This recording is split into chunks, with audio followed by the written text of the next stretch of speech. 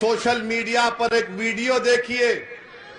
कर्नाटका में एक बच्ची हिजाब पहनकर मोटरसाइकिल रखकर अपने कॉलेज को जाती है तो 25-30 नौजवान उसके करीब आकर नारे लगाते हैं, उसको डराते हैं।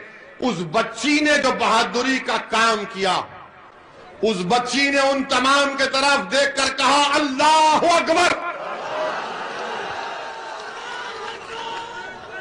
उस बच्ची ने नारा लगाया तो सब ठहर गए, फिर से कहा अल्लाह अकबर, 3 मरतबा कहा उसने।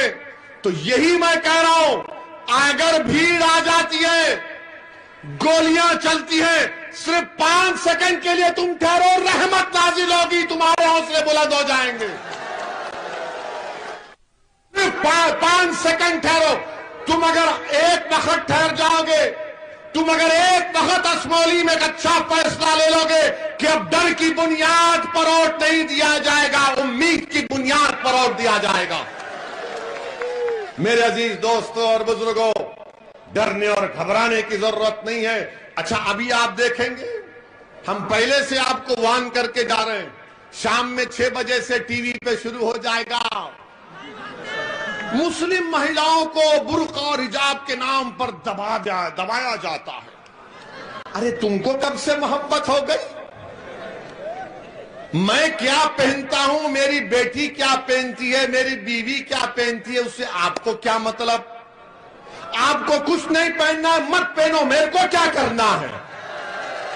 क्योंकि सुप्रीम कोर्ट का जजमेंट है। बोलेंगे इसने भड़काऊ बात की, जाहिल लोग हैं। पुट्टू स्वामी का जजमेंट है। पुट्टू स्वामी जजमेंट में सुप्रीम कोर्ट ने कहा कि कौन क्या खाता है, कौन क्या। अब तो सुप्रीम कोर्ट ने 377 को भी बर्खास्त कर दिया। सुप्रीम कोर्ट ने कह दिया कि right to choice is a fundamental right, यानी आपकी पसंद क्या है वो आपका बुनियादी हक है। अगर हमारी बच्चियां बुर्का निकाब पहनती हैं तो आपके पेट में क्यों दर्द हो रहा है?